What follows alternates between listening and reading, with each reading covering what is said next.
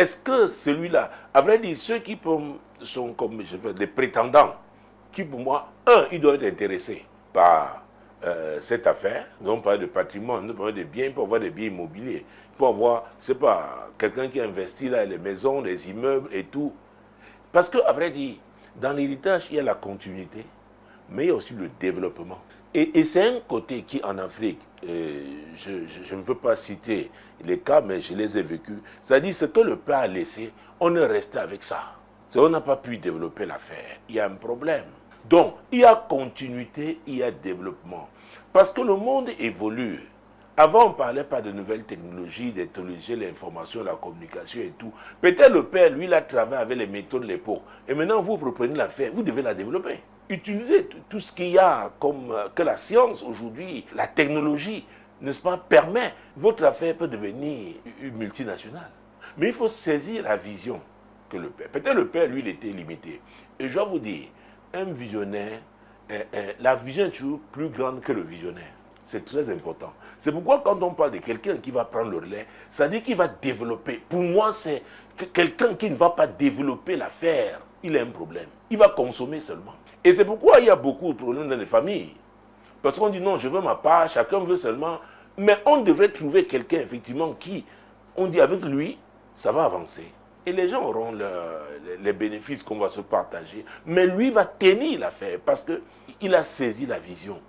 Et dans une affaire, une vision, il y a aussi les valeurs. C'est très important. Excusez-moi, je ne peux pas avancer avec des gens si on ne partage pas les mêmes valeurs. Ne croyez pas qu'il n'y a pas de valeur dans les affaires. Ah, il y a des valeurs.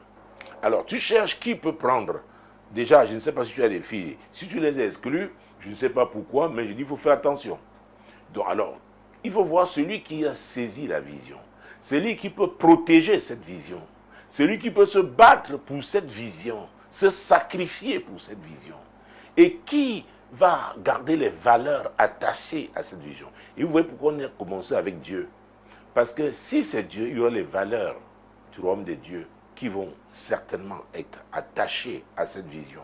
On va parler du mariage. Ceux que tu regardes là, est-ce qu'ils sont mariés? Parce que quelqu'un peut bien saisir la vision, mais s'il a une femme qui est dépensière, on mange tout aujourd'hui, on s'en fout pour demain, et qu'il est influencé par cette femme-là, cette affaire prendra un coup. C'est pourquoi vous verrez qu'Abraham, pour son affaire, parce qu'Abraham était un homme riche, devenu vieux, il a compris qu'il était important de penser à l'avenir. Son héritier était connu, Isaac. Mais avant cela même, c'est Dieu qui choisit l'héritier. Et je vais vous choquer, l'héritier peut même ne pas être un enfant biologique. Il parlait de l'héritage. C'est que vous verrez que la notion d'héritage va même jusqu'au plan culturel. C'est que vous voyez des gens qui vont des rassemblements dans leur village, vous disent que oui, ce sont des choses que nos ancêtres nous ont laissées. Et parmi ces choses, il y a des sacrifices incroyables. Je ne vais pas entrer dans les détails ici. En fonction des régions de l'Afrique, je connais ce continent. Vous vous demandez comment les gens peuvent faire de telles choses. On dit non, nos parents ont fait comme ça, nous avons reçu. Ils sont en train de parler d'héritage. Celui qu'on trouve comme quelqu'un de très compétent, de très. D'ailleurs, qui peut déterminer le nombre d'années de vie de quelqu'un? C'est pourquoi on a besoin de Dieu. Si l'Éternel ne bâtit la maison, c'est une maison qui a dans son héritage. Et quelqu'un doit conduire cette maison. Et ce quelqu'un-là, si c'est un homme, il lui faudra une femme qui comprendra, qui va aussi veiller. Dieu est intéressé à ce que nous faisons.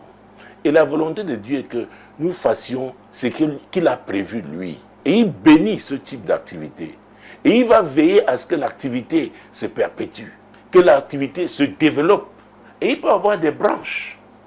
Vous pouvez avoir des hectares d'ananas. Vous avez votre fils prend, il reprend, il développe, et maintenant il se met à conditionner le jus d'ananas. Et peut-être il achète même des ananas de ses collègues, parce qu'il y a une unité qui fabrique. Il est en train de développer l'affaire. Vous êtes resté juste au niveau des fruits, mais il est entré maintenant dans la phase, n'est-ce pas, industrielle, de transformation. Il a développé l'affaire. Peut-être à partir de cette affaire, il va créer une autre affaire. Or, Dieu qui voit tout, il dit voilà le point de départ. Abraham était un prophète, il a compris qu'il fallait à son fils une femme qui va le soutenir. C'est pourquoi il dit aux gens, on ne se marie pas seulement parce qu'on a vu une belle femme, on a vu un bel homme. Ça ne s'arrête pas à ça. Il y a une vision. Et le mariage, là, tu dis, c'est une construction.